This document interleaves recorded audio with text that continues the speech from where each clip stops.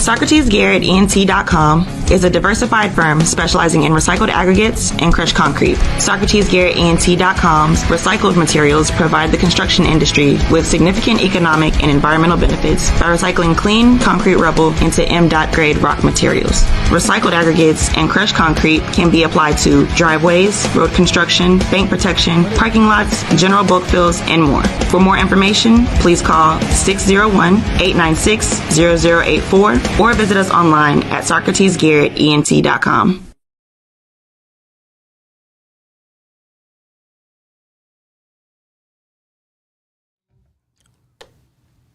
Good evening and welcome to Socrates Garrett Live.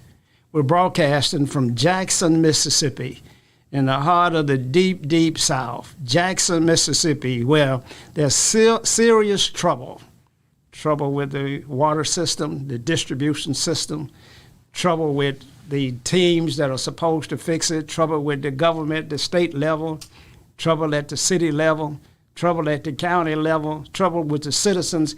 Everybody is complaining.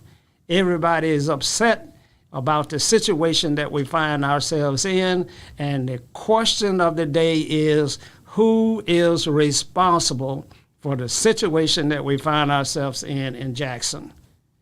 Now, you can join us at 800-492-5186.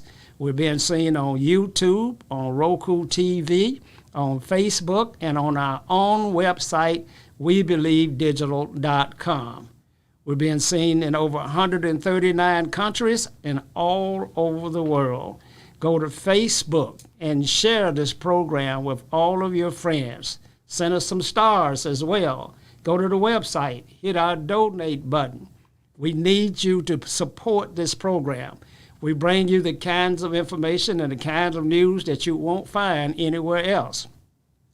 Primarily because we have more time to deal with it. We have more time to deal with the issues and get inside of the issues and talk to witnesses and talk to those that have been involved. We have some tremendous programs on this platform. Now tonight, as always, I have with me my guest, attorney Brent Hazard. Brent, it's good to see you. Always good to see you, Mr. Garrett. Yes, sir. And as well, I have with me my other guest, Dr. Eldridge Henderson. Good afternoon. Thank you for inviting me, sir. Good to be here. So we're going to get right into some serious, hard issues. Brent, should the governor take over the Jackson water plant? I wouldn't say the governor, but I would say the Public Service Commission. You are saying that the Public Service Commission should take over the Jackson water plant? Either that or some sort of joint venture with the federal government, state government, and the mayor, the city, because last week, 2 weeks ago, the city council was voting or had voiced their opinion that someone should take it over because the mayor couldn't run it. Dr. Henderson, that's a pretty serious indictment that the mayor couldn't run his own water plant. And Brent believes that somebody should take it over, or should be some joint venture in running that. What's your thoughts? Well, I don't believe that should happen, but I do know the mayor did not do a good job in managing the water plant here recently in the last 3 or 4 years. But what he should do is hire qualified individuals. He needs at least 7 qualified and certified men and women that can operate that plant 7 days a week, 24 hours a day. That's what he needs. Well, what do you say to the issue that many of Jackson's citizens believe that the Europeans have been wanting to take Jackson over ever since they lost it in the election of Harvey Johnson back in 1995? What do you say to that? Well, I say that is true. People have been saying that for some time, and it is probably a reality. I can tell you for certain, if I had the ability to be in power for 100 years in anywhere doing anything, and an outsider would come in and take my job, my responsibility, my salary, my little clout that I had, I wouldn't appreciate it. Are you calling African Americans outsiders? Of course, during the current administration, when the Europeans were in office, black people, African Americans, anybody you want to call them, are considered outsiders and outcasts. That's pretty hard pretty hard position that Dr. Hendricks has taken, Brenton. But you started this in that you believe that the mayor does not have the capacity to run his own water plant. Okay. Whoa. That's not a belief, okay? I mean, is MEMA down at the water plant? I didn't declare the national emergency. Did Joe Biden have to declare emergency? Did you know about the ammonia leak before this week?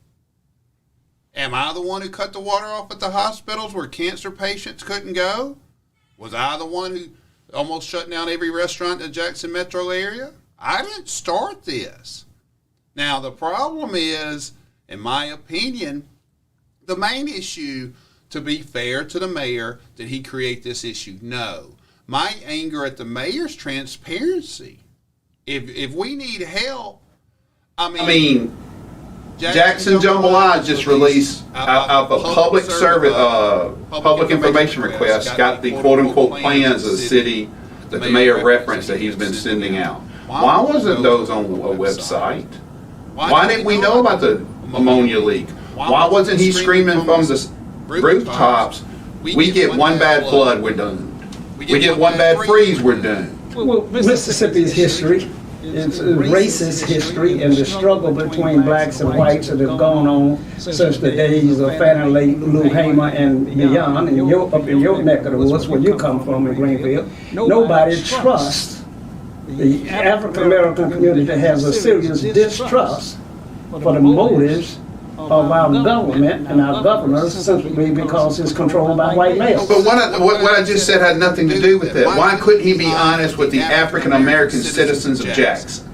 Either you're not honest with someone because you don't think they're smart enough, or you don't trust them. If there's another reason not to be honest and transparent, you can educate me here today. The mayor said that he had a plan and he asked for help, and I recall that he asked for $47 million from the state in the last session, last year in 2021. And, you know, in an indifference way, almost a slap in the face, the state of Mississippi, the governor sent him $3 million. One, I'm not going to sit here and defend Tate Reeves because I can't stand the man. Two, though, you got to find, if you're going to be a politician, you got to find common ground. Whether that's hiring Butler Snow to be your lobbyist, hiring one of the barber boys, or whatever, you got to play the game. You're saying, hold on a second. Dr. Ennis, he sounds like he's saying that the only way for black folk to be successful is to hire white folk to be in charge, and they just be figureheads. Hiring Butler Snow is akin to hiring the plantation masters to be in charge all over again, in many African Americans' opinion. Is that how you see it? Well, I hope he was saying that a black politician, one that is in office, elected or appointed, should get someone with enough clout to make things happen. Now, if it happens to be what we call a European American, that's fine, but it doesn't have to be. Anyone that has the ability to talk to the governor, the lieutenant governor, the folks in Washington and other places, need to be hired and put on some kind of financial status to represent the mayor, the members in the city council, and so forth. Well, can't you find that in your own race? You're 85% of black population in Jackson. Are you saying we got Jackson State University, we got Tougaloo University, we got Valley and Alcorn State University? Are you saying that there are no African-American talent capable of solving this problem? No, I'm not. They do have those folks available, but they are not in the clique in the current situation with the mayor and his folks. Most of the people, and I know a lot of them, and we have reviewed and researched the department heads, are not a lot of those guys and ladies that are managing departments are not qualified other than they have the educational attainment, BS, master's, and doctorate degrees, but they don't have public policy experience. Many have not had government jobs in the past. And if you find people that just know book knowledge and have never been, for instance, at a plant, done anything in public works other than read a newspaper report or study, they are not likely to be a hands-on person and do anything that's productive over a long period of time. Well, let me just kind of give our viewers and listening audience out there a little overview of what we're talking about. Jackson, Mississippi had a tremendous problem with its water system in 2021 during the freeze that occurred in February, and we lost water pressure during that time. And many of our citizens in South Jackson were without drinking water and or non-potable water. So they were unable to flush their commodes, and they couldn't take a bath, and they couldn't do those things during that period of time. And the mayor asked for a tremendous amount of help from the state government after that particular incident, of which he received very little. He asked for $47 million, he got $3 million. We go back a period of time when in Mississippi, where we have to question the motives of the leadership. You see, the governor accuses the mayor of the capital city of Jackson of not having a plan and not having the ability to manage his water plant. And therefore, we have a command staff that's in place now that consists of all federal agencies. That's the Corps of Engineers, that's FEMA is down here, that's EPA is down here. The state government is here, with MEMA is here, the National Guard is also here. The mayor is here with his Public Works Department, and many cities around the country have sent in their top engineers and their top Class 4 operators into Jackson to try and solve this problem. A problem which it does not seem that it was all that large in the first place, if in fact it was corrected in a week's time. But we had a perfect storm. Jackson experienced a flood. The Pearl River crested at 35.5 feet and flood stage is at 28.5 feet. And so when we lost pressure in the water plant because we were under a boil water notice, then the flood came and flooded the raw water intake pumps. And when we lost the raw water intake pumps, the system shut down and Jackson residents were out water. Now, we have all of these leaders in town now, and the big question now is who is going to be in control? Brent, the state of Mississippi does not have clean hands. The state of Mississippi made a serious attempt to take the airport from Jackson, Mississippi in the last legislative session. That indicates that the state wants to take Jackson's prized assets for themselves and control the economics. Taking it over means that you get to award all of the contracts for goods and services to whomever it is that's in your network, in your portfolio, whoever supported you, and those citizens that remain just get to pay the tab. So having seen that, are you able to determine whether the state has ill motives as relates to taking over Jackson's airport and Jackson's wastewater, as well as Jackson's drinking water? Socrates, there's several flaws in your question or your argument. Like when you said Butler Snow, dealing with Butler Snow is like dealing with the slave master. Is that your word? I did say that. Okay. Yeah. I might have amnesia because I'm getting older. Okay. And I am a descendant of Europeans, so I probably have some ill motives when I say this. But I thought before certain shows there was a Butler Snow ad ran on this podcast studio. Was I mistaken that the slave master had a commercial? During Black History Month, Butler Snow prepared an ad that illustrated the role that they played and white lawyers played in trying to end slavery in Mississippi. So it's okay to deal with them when it's beneficial? Sometimes you just... Not beneficial. What word would you describe? When they have the right intentions and the right motivation to do the right thing. Okay, so you're saying... Taking over the water plant is not the right thing. Okay, well, I'm just cleaning up some of your words. Okay. Now back to what you said. And some of this is aimed at Dr. Henderson. I'd like to hear him retort. Did whites leave Jackson? Was there white flight? Because I've been on previous shows where they've been accused of leaving Jackson because they didn't want to deal with the black man. Am I misquoting any of that? Please educate. That's absolutely true. Okay. So why would they want to come back and take it over if they voluntarily left? Oh, well, you got to deal with the master plan. There's always a master plan. No one leaves the most fertile land in the country to stay gone forever. Dr. Henderson, why don't you educate my friend here about the ills of gentrification and how it happens all across this country? Well, Mr. Socrates, I really can't educate Attorney Brent Hazard on anything about gentrification, the circle theory, or nothing like that. He knows this. He's very competent in many things. His best area is law. He knows a lot about social history in Mississippi. He has experienced through his relatives a lot of things that he will not tell you about because it's too hurtful, and I don't blame him.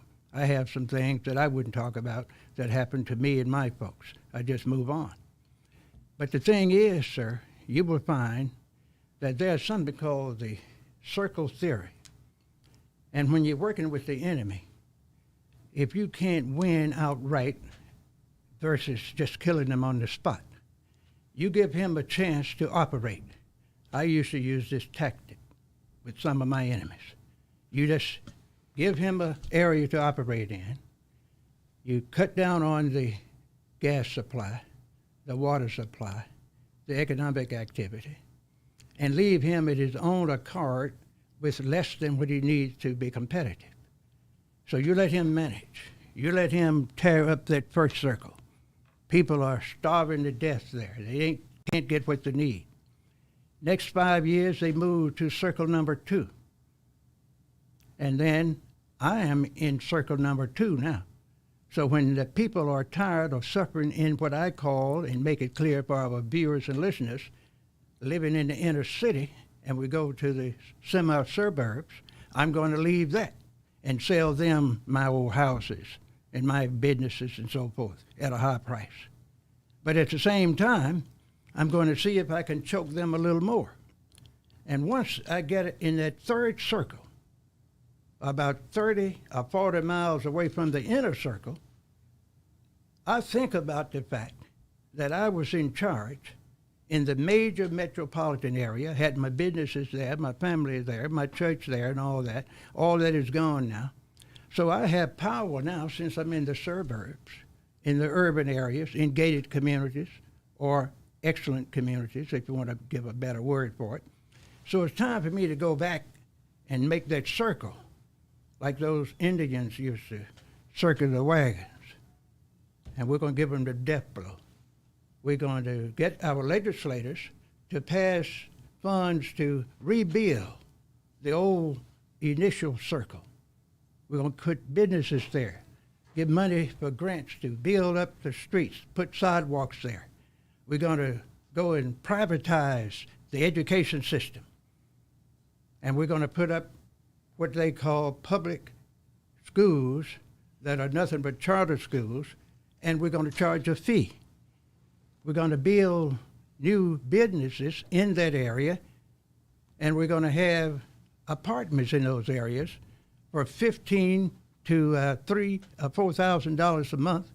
And I'm going to have my team to do a survey and find out the people that live in Circle 1 and 2, they can't afford no more than $1,000 a month for rent.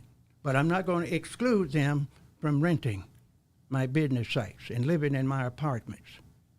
And we're going to have our neighborhood schools. But we're not going to practice racism or white supremacy. We're going to open everything to everybody. If you start a business, and then I'm done, instead of $100 to get a license, you're going to have to pay $1,000 to get a license to start your business, and that's open to everyone. We're not going to discriminate. Now, that's the history of gentrification. That was quite a lesson. No, he's always Dr. Henderson is always a very thoughtful, intelligent person. I want to bring you on up the power curve a bit, and so that you can understand what is really going on. And so it's always the master plan to reclaim the most fertile land that you have in the state. If you drive down on Blair Street today in Jackson, Mississippi, if you go down there about Roosevelt and Sidway and Blair and Lamar on that end, where we used to have all of the drug-infested territories there and Wood Street and all that area, tremendous crime and gangsters there.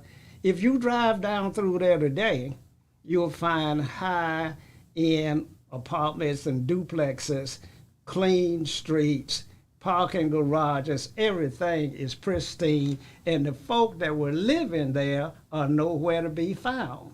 Now, how do you think that occurred, Brent? How do you think that occurred? It's much the same as if when we got to America or when we got to Mississippi and all these Choctaw Indians was here.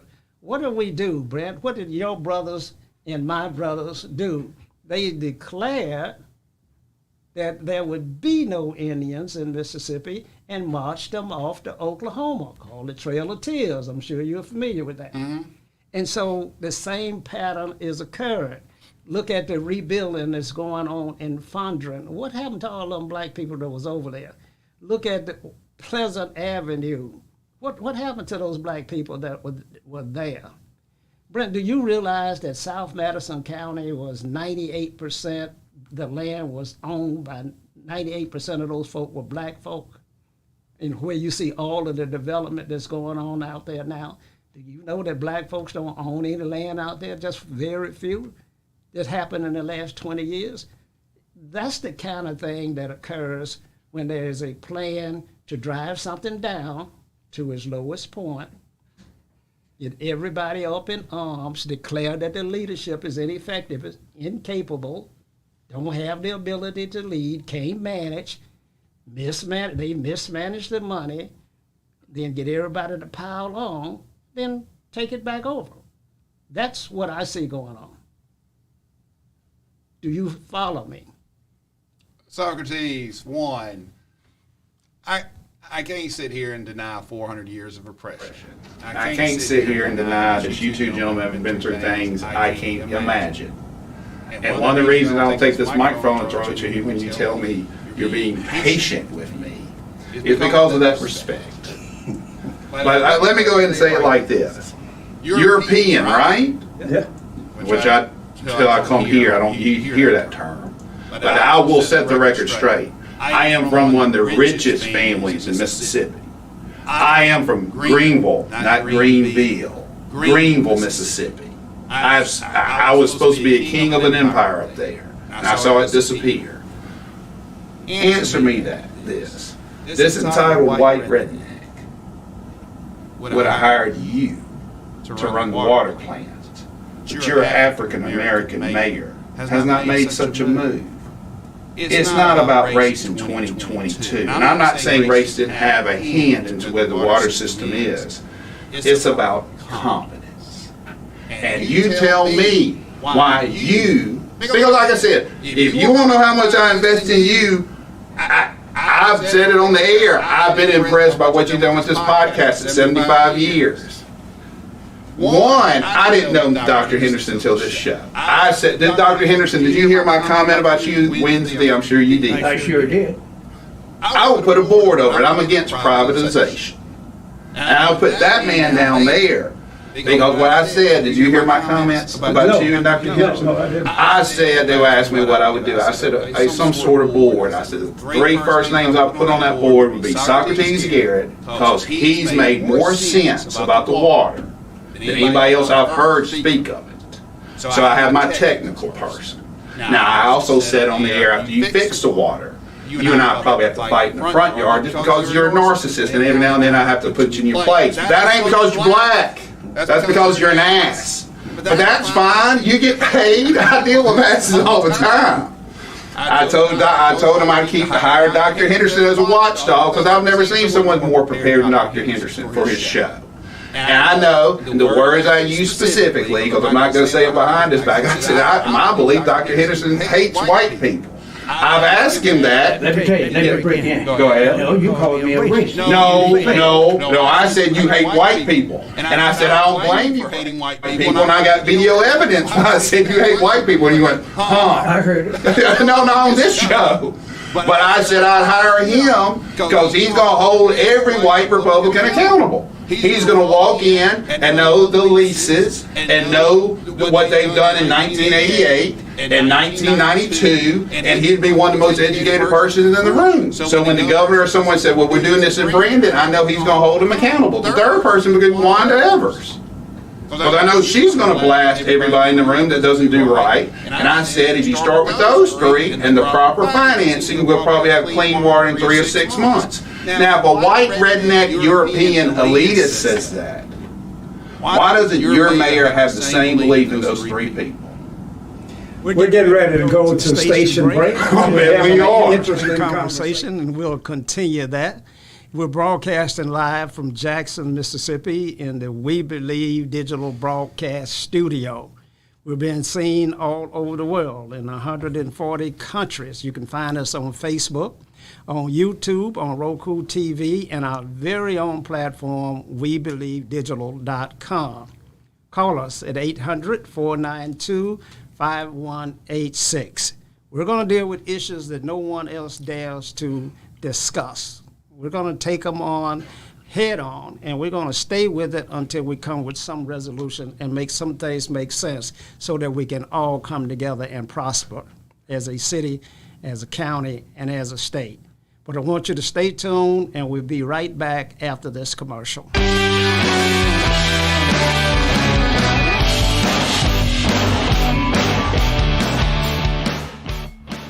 Hi, coming to Jackson, Mississippi and the metro area. Basic life support classes for CPR are just $67. And in most cases, you get the same day certification by independent instructors of American Heart Association. The next class is taking place on Monday, the 21st of November at 10 a.m. and again at 6 p.m. You must pre-register by calling and or texting 404-915-8626. We also have travel instructors available for groups, retreats, or staff training. Please know that it is so much better to know CPR and not need it than to need it and not know it. We hope that we'll see you soon. Sign up today. Let's read and learn together. Meet Mason. Written by Sherry Tate, illustrated by David. Mason is a young, inspired learner. Walk with him as he uses his 5 senses to explore the world around him. Your young one can learn to identify shapes, numbers, letters, and more with Meet Mason. Available now on Amazon.com.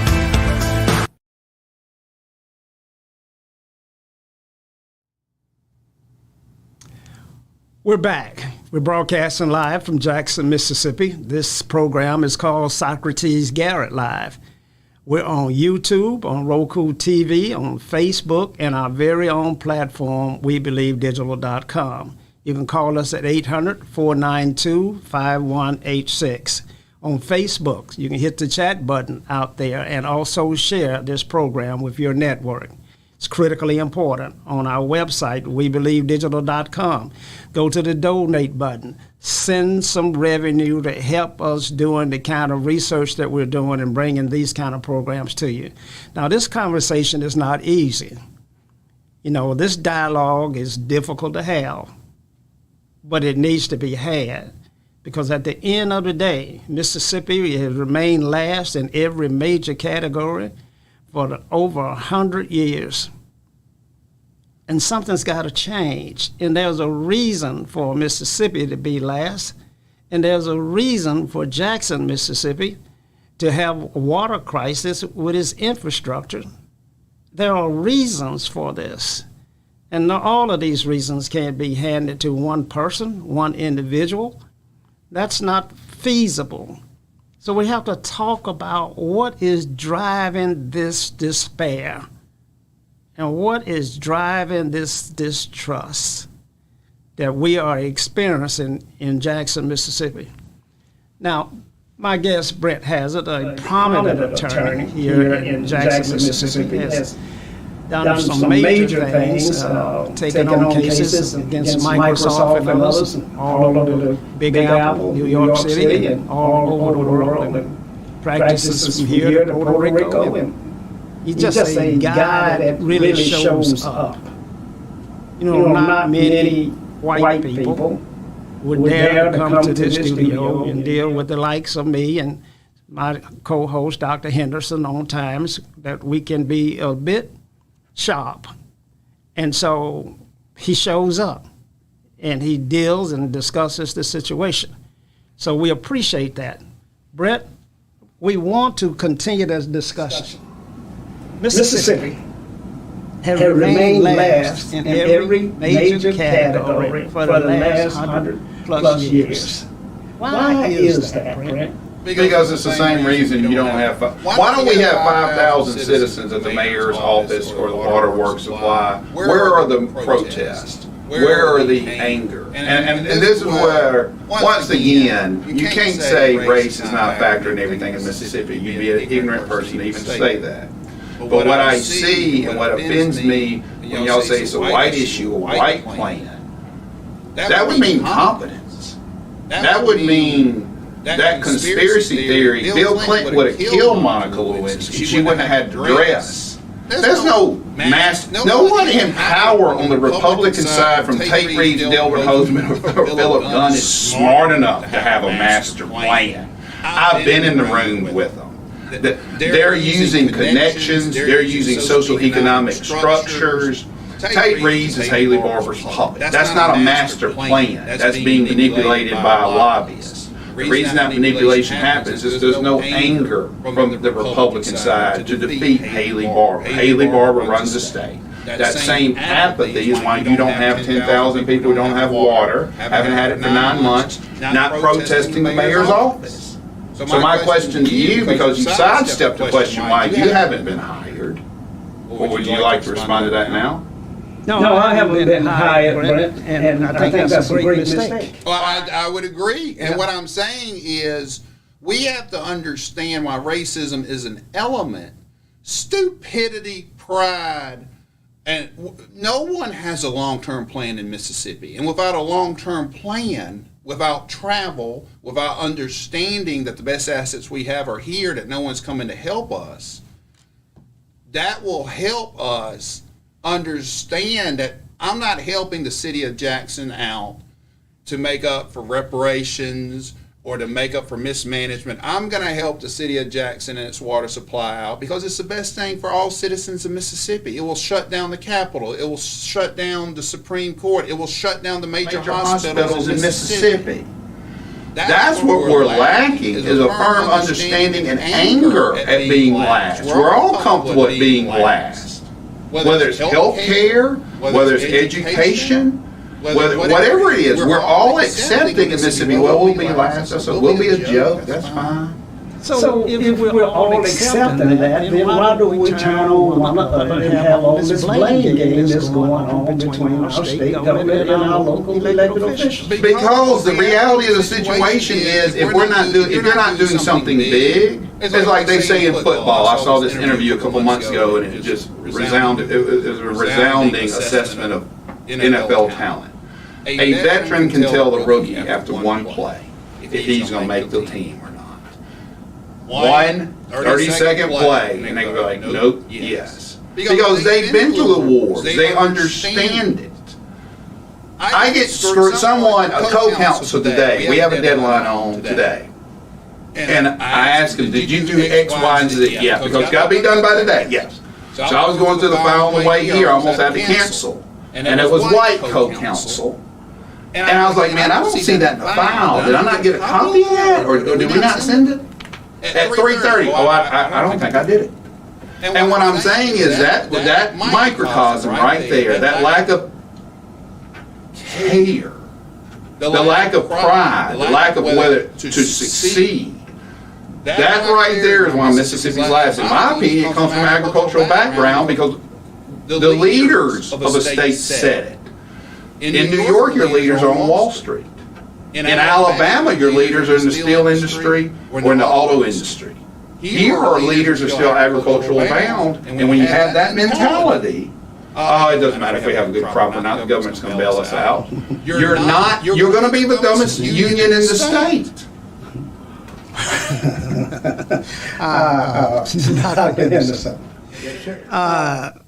Brent is saying that we like being last in everything, and we like having the worst health care in America. We like to have high infant mortality rates, and we like being the fattest nation in the country and the poorest nation in the country. That we're happy with that.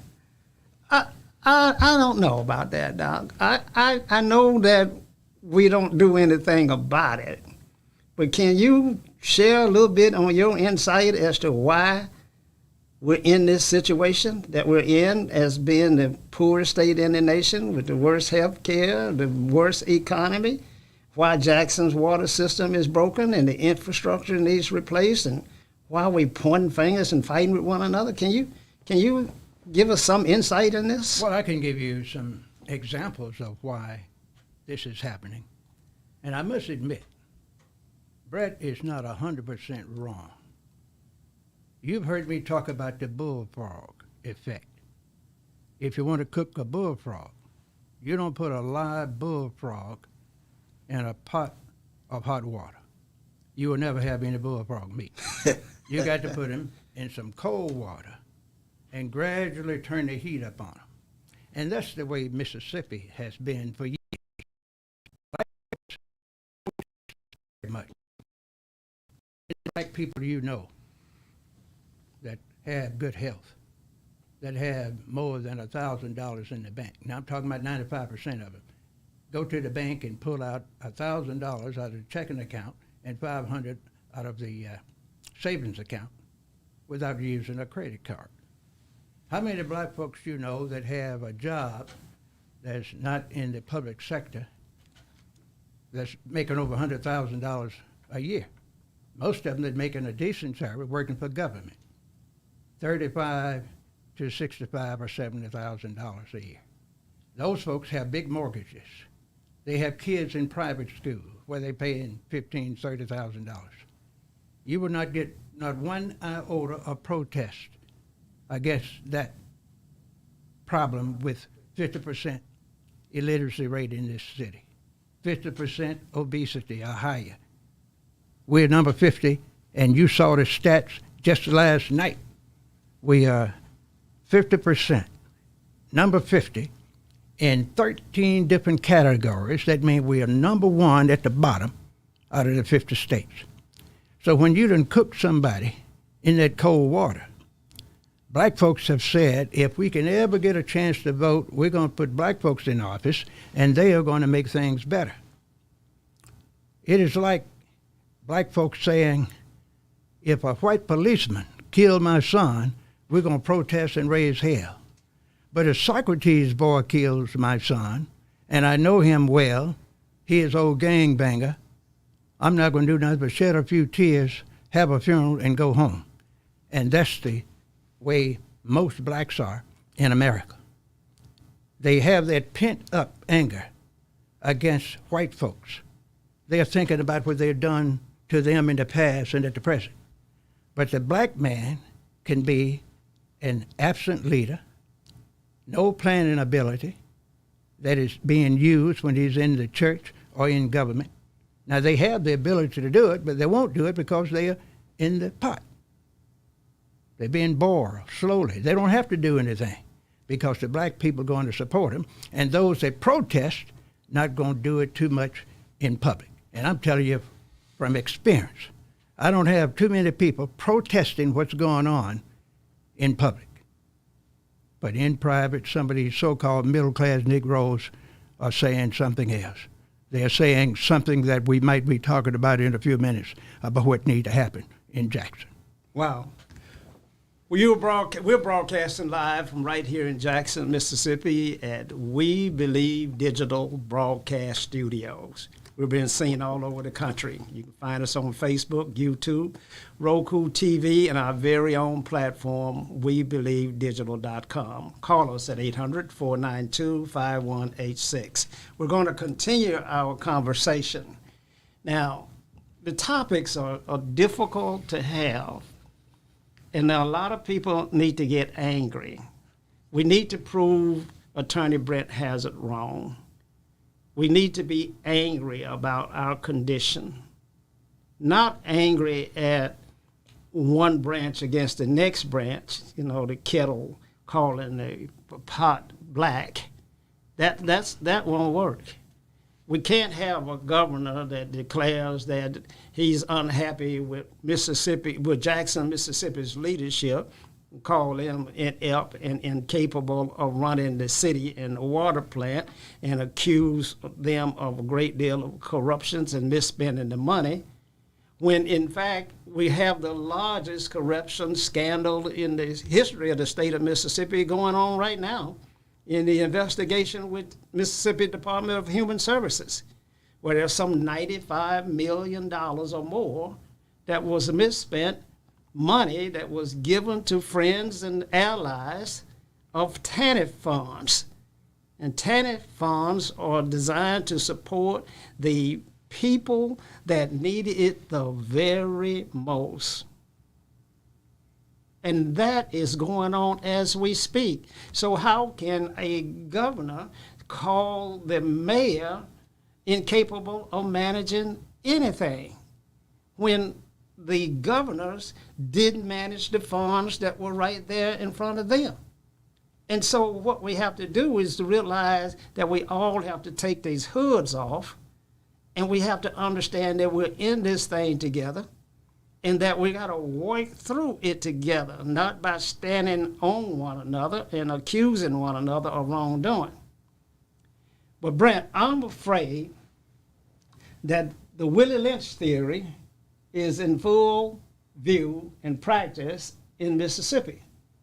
How do you keep a race of people down? How do you divide them and keep them fighting amongst themselves so that they will carry out the activities that you don't have to do anymore to keep them down? Now, I didn't understand Henderson's concept of this bullfrog and how he wants to boil him, but...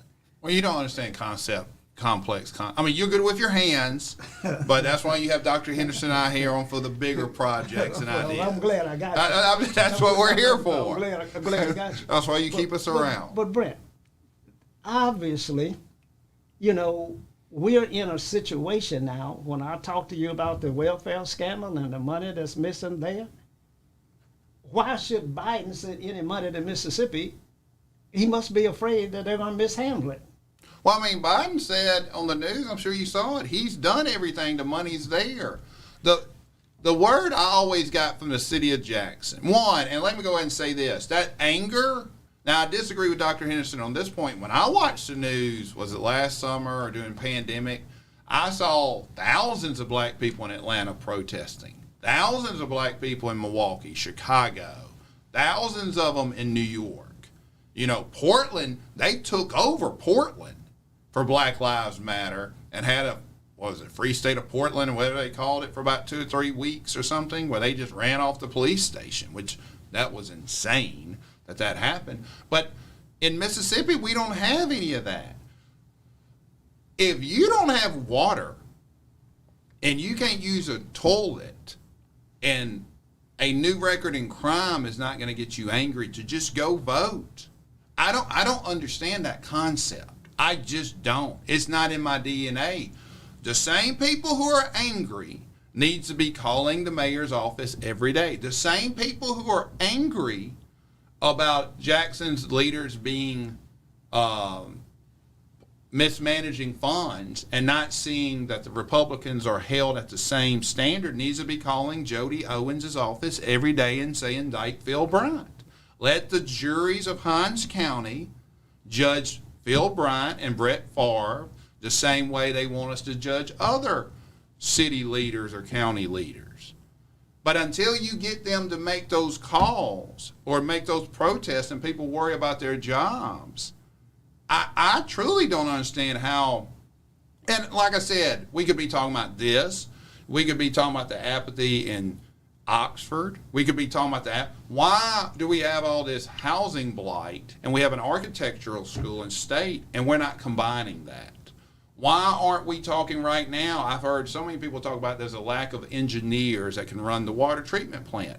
Why aren't we using every school of an engineering program and having interns over there at least getting some good experience, but learning something so we can increase our work, our labor pool? It's because we don't care as a state. We're okay being last. We're okay. Do you realize one of the reasons we had a Confederate flag for so long because there was nothing that people could boycott? We didn't have enough to boycott. Because like in South Carolina or North Carolina, they're like NBA All-Star team's not coming to North Carolina. We need to change some laws. Here, what are they going to take away? So we're already on the bottom. We're on the bottom. And that's what I'm saying. Until we realize, I get so mad when people say, well, our public schools need to, pass that state test. No! If that's your goal, you're going to fall about 50%. Everybody knows when you're talking about losing 20 pounds, you might lose 10. Your goal needs to be, what's the top ACT score? It's going to be St. Andrews that costs $25,000 a year. They're averaging about 30 on the ACT. Every school in JPS should be at the library tomorrow. Their students should, the libraries are open tomorrow. Well, the same apathy that applies to JPS, I can't say they're worse than me. A friend of mine from Harvard came to Ole Miss, and he was using the same books we were using. I was like, what do you mean you use the same books that we use? Yeah, man, there's only like 3 companies that make books. All universities use the same books. And it was just shocking to me. And I said, well, what's the difference between Ole Miss and Harvard? Oh, tomorrow when we're at the game and there's 60,000 at the football game tomorrow? Yeah. Everybody at Harvard will not be at the game, they'll be at the library. And right there it hits me. It's not the name Harvard, it's not the teachers, it's not the assets. It's that want to. And if you have that want to, there are limits on what you can do social economically. Like no one in Mississippi, in my belief, is going to be president one day. It's just too hard of a struggle. But we can at least be in a library, reading a book, increasing our education, but we choose not to. Dr. Henderson, Brent makes some interesting points, but it's very discouraging because it's like it's a self-imposed condition that we have, that we choose to just accept it. And I get that. And based upon your bullfrog concept, I was thinking back about concepts that Brent said I'm challenged with. And one came to mind that if you put a flea in a jar, he will jump out. But if you put a lid on the jar, he will jump until he bumps the top, and after 3 or 4 attempts, so that you can take the lid off. And he will not jump out. And he will not jump out. That's black folks for you right now. Explain. You get a poor black person that had his ancestors born in slavery. They got out of slavery poor. They lived through Reconstruction. They were poor, uneducated, no money in the bank, illiterate, basically. They raised their children, their grandchildren, in the same situation.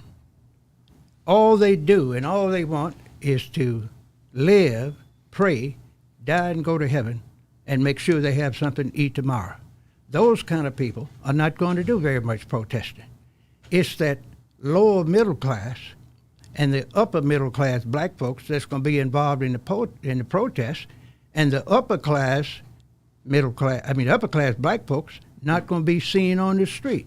They're going to be financing the lower middle class and those few thousand that the lower middle class can pull out of the ghettos and out of the other areas.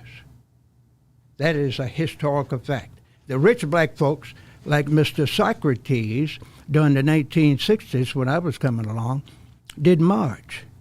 But rich folks like Mr. Socrates will give Martin Luther King $10,000, $30,000 to get him out of jail, and he would be protesting nowhere.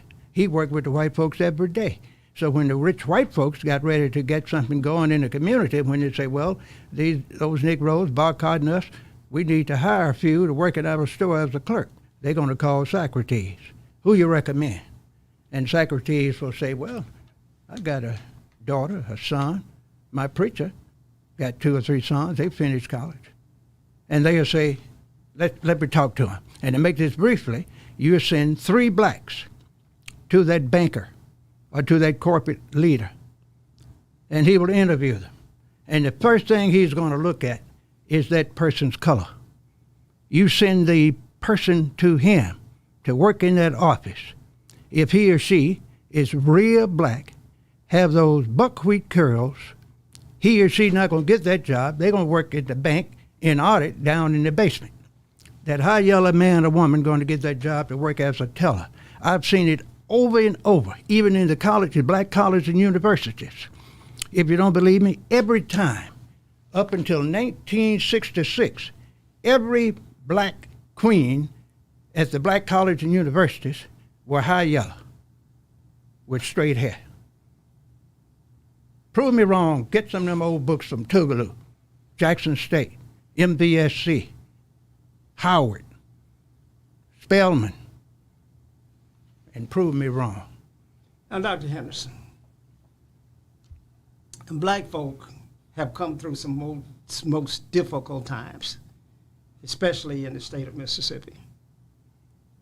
Many feel that black folks have overcome and have overachieved odds that other people would have folded against.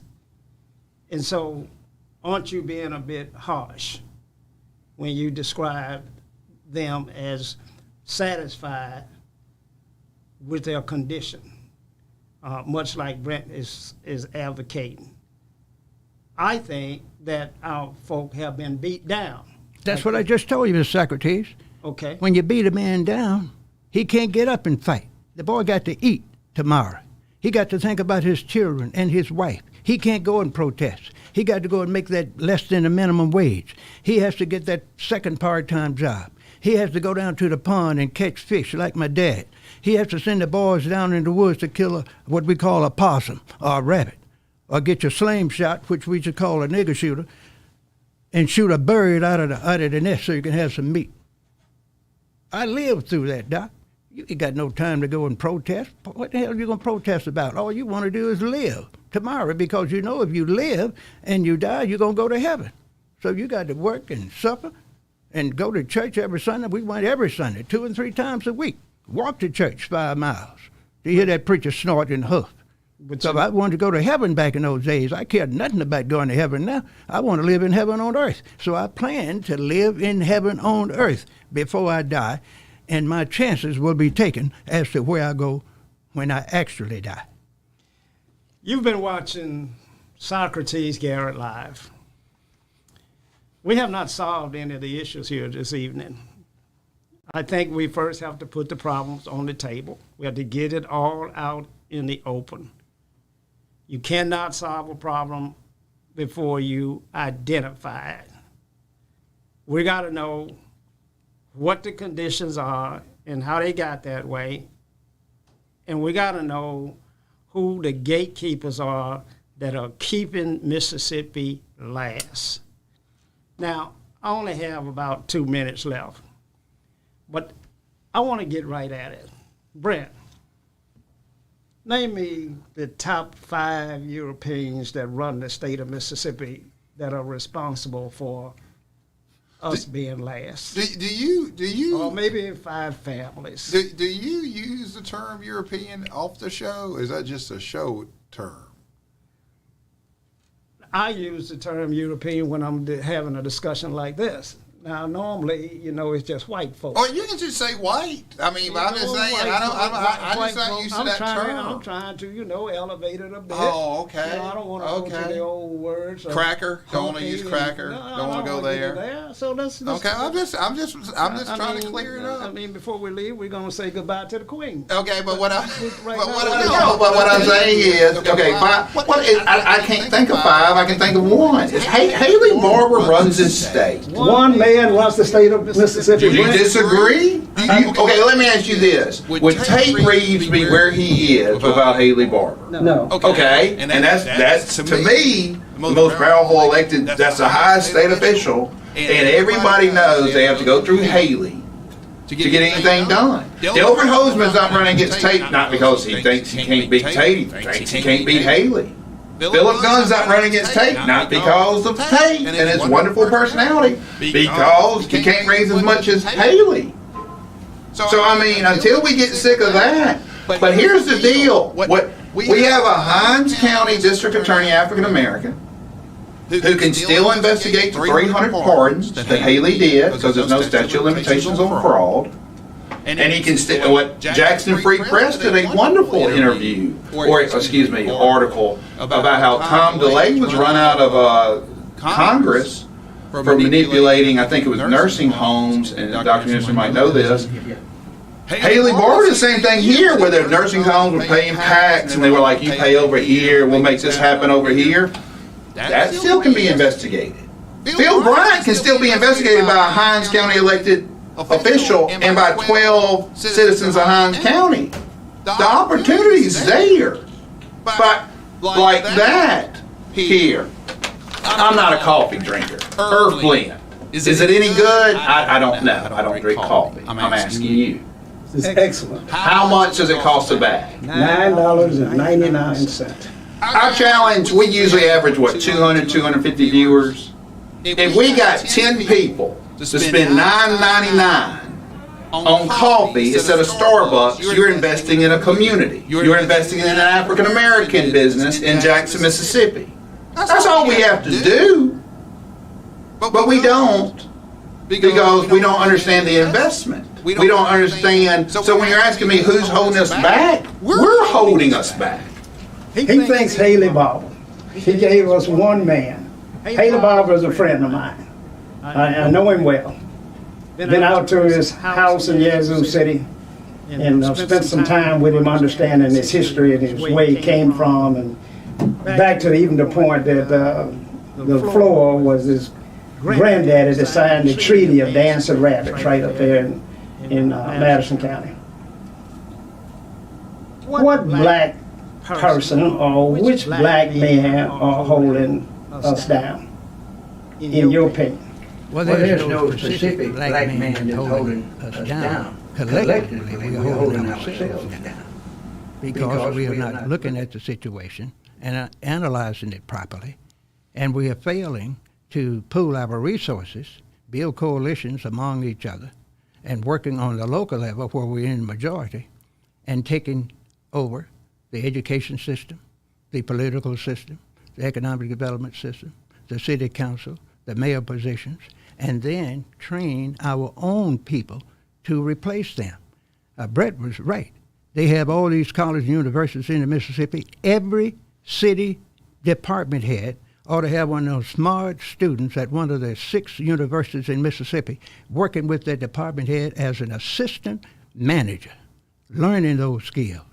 The city of Jackson ought to be paying 30 or 40 college graduates that are about to graduate, or giving them a scholarship to go and get a master's degree in public works, in engineering, get the certification they need, get them some attorneys, and give them a scholarship. Say, come back to Jackson and work with us for 5 years and won't have to pay it back. Then when we have a serious legal problem, they won't have to hire an outside firm and give them $33 or $40 million, 1/3 of whatever they win. That makes no sense. The superintendent can do the same thing in the educational arena.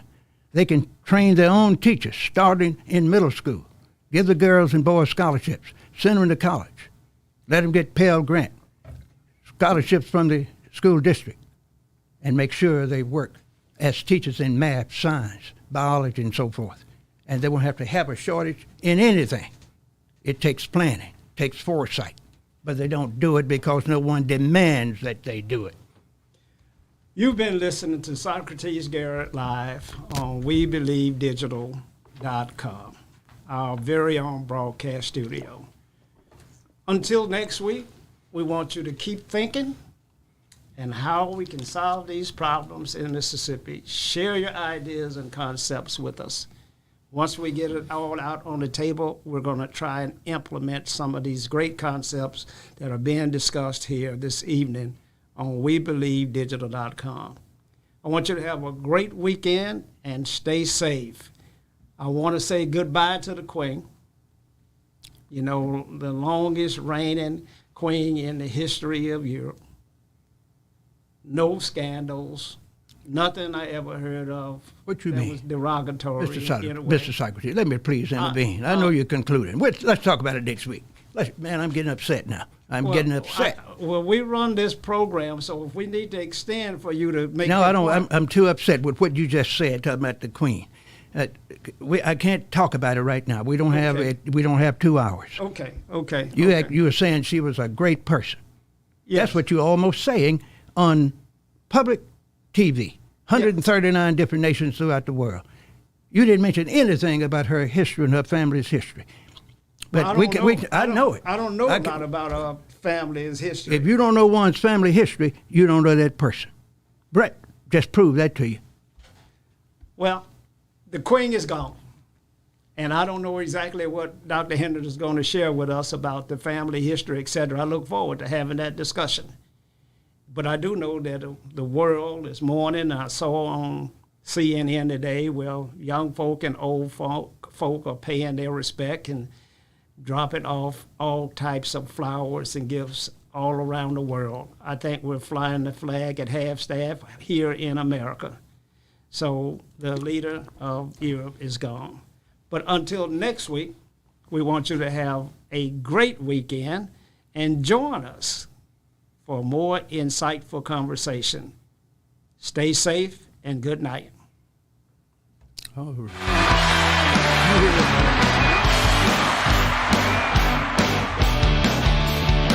Good evening. I'm Socrates Garrett, and we're broadcasting live from right here in Jackson, Mississippi, the heart of the Deep South, right here in the African-American-owned broadcasting studio. WeBelieveDigital.com, our own platform. And so it's critically important that in the African-American community, we control the narrative. I look forward to receiving opportunities to show and advertise your products for goods and services and to move your brand along in this community. We're broadcasting live on Facebook. When We Believe Digital Podcast, go to Roku and download our app, and We Believe Global, with shows like this to bring articulate, intelligent conversations and dialogue to our platform. So I'm here to continue sounding the alarm.